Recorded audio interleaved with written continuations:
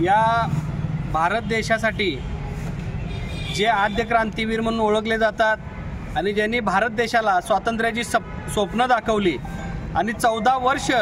इंग्रजांच्या बरोबर जे लढले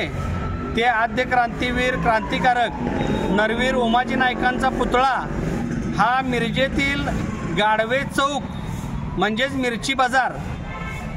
या ठिकाणी तात्काळ बसवण्यात यावा। तसेच या गाढवे चौकाचं नाव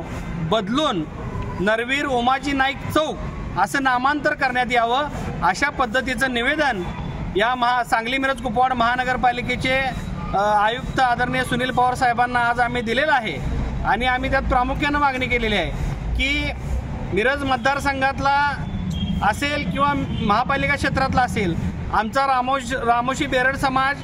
याची मोठ्या प्रमाणात संख्या आहे, पण सांगली मिरज कुपवाड महानगरपालिका क्षेत्रात कुठंही नरवीर उमाजी नाईकांचं नाव कुठल्याही चौकाला आज अखेर दिलं गेलेलं नाही आहे। नरवीर उमाजी नाईकांचा कुठंही पुतळा उभा गेलेला नाही आहे। त्यामुळं ज्या क्रांतिकारकांनी नरवीर उमाजी नाईकांनी इंग्रजांच्या विरोधात लढा उभा करून भारत देशाला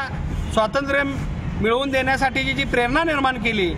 त्यांना खरं अभिवादन कधी ठरणार आहे। तर आपण आज या सांगली जिल्ह्याच्या पालकमंत्र्यांना आवाहन करतोय की 25 जानेवारी 2024 पर्यंत या सांगली मिरज कुपवाड महानगरपालिकेचे आयुक्त सुनील पवार साहेब आणि महापालिका प्रशासनाची तात्काळ बैठक घेऊन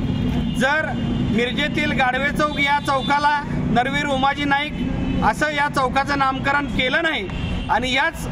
चौकामध्ये गाढवे चौकामध्ये जर नरवीर उमाजी नाईकांचा पुतळा जर बसवला नाही तर येणाऱ्या 25 तारखेपर्यंत आम्ही तुमची वाट बघणार। अन्यथा 26 जानेवारी रोजी